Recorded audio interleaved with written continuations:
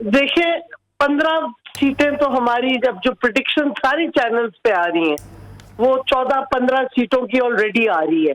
तो इंशाल्लाह ये बहुत बड़ी डिफीट है इम्पोर्टेड हुकूमत की और उनके हैंडलर्स की, और ये पीटीआई की और इमरान खान की जीत है, हमारे नजरिए की जीत है।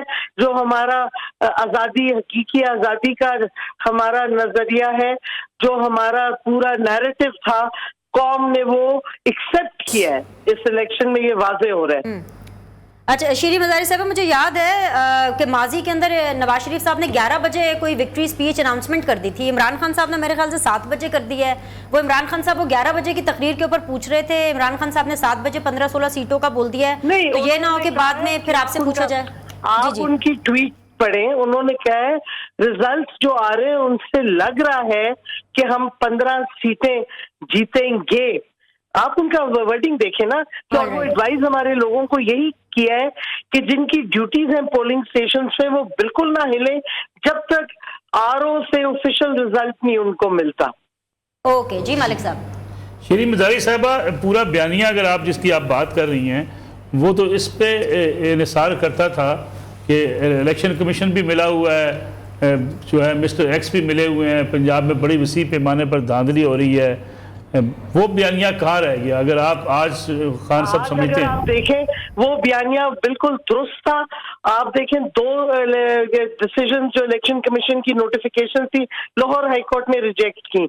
आप देखें जिस तरीके से आज जो कोशिश की गई, जो मुजफ्फरगढ़ में हुआ शहबाज गिल के साथ, जो क्या कहते और जगहों पे हुआ, हर जगह पकड़ी गई है रिगिंग, क्योंकि हमारे लोग इस दफा अलर्ट थे।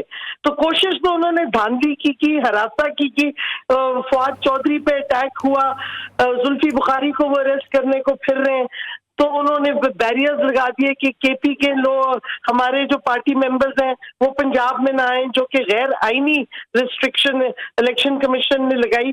पंजाब पुलिस ने जिस तरीके से तशद्दुद किया, लेकिन लोग हमारे खड़े रहे हैं इस दफा, और लोग बहुत बड़ी तादाद में निकले। नून लीग का प्रॉब्लम है, उनके वोटर ही नहीं निकले। अच्छा, वो शीरी मुज़ारी साहब, गिल साहब के साथ क्या गलत हो गया? वो इलेक्शन कमीशन ने ही ऑर्डर किया था, वो कोई पता नहीं एफसी के एहलकार लेके फिर रहे थे, एफसी के कमांडर ने बोला कि मेरी बात सुने, वो कैसे एफसी के गार्ड लेके फिर सकते हैं? एफसी के गार्ड तो इंटीरियर मिनिस्ट्री परमिशन देती है।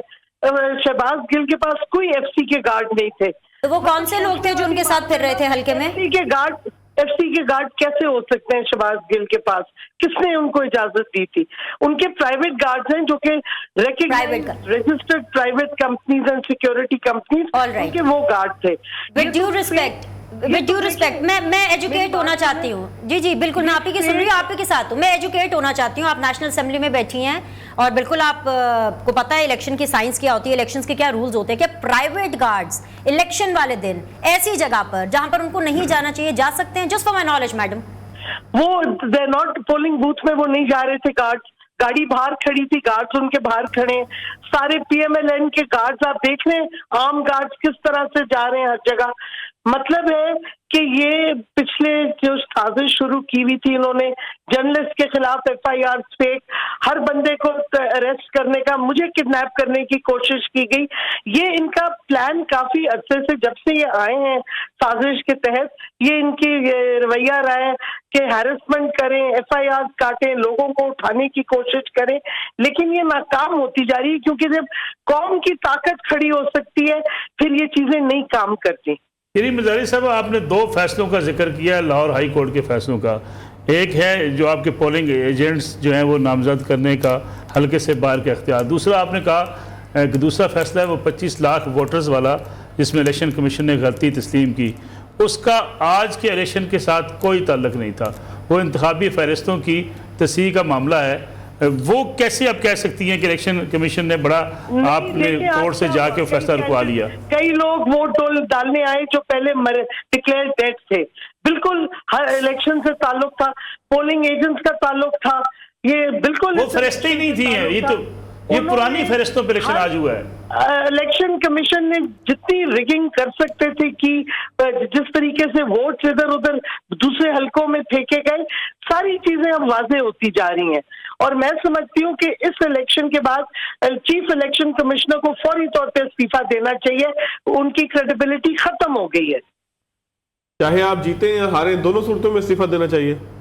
बिल्कुल देना चाहिए। हम उनके बावजूद जीत रहे हैं, लेकिन उन्होंने जो पूरी कोशिश की है कि रिगिंग करके हम बिल्कुल कोई सीट ना जीते, लेकिन कौम खड़ी हो गई है। इस बात से आप रिजल्ट जो आ रहे हैं चैनल्स पे, हम भी उधर से ही देख रहे हैं, तो आपको वाज़ेह हो जाएगा। तो शरीफ वज़ारी साहब ये फरमाइएगा कि अगर आपके जो अपने डिजायर्ड रिजल्ट्स अगर उसी के मुताबिक आ जाते हैं, स्टिल आपका नैरेटिव क्या होगा कि साफ और शफाफ इंतखाबात हुई, या स्टिल आप इसमें चीफ इलेक्शन कमिश्नर या इलेक्शन कमीशन उनको मोरदुल इल्जाम ठहराते रहेंगे? आप क्या कहेंगे, ट्रांसपेरेंट इलेक्शन होगा?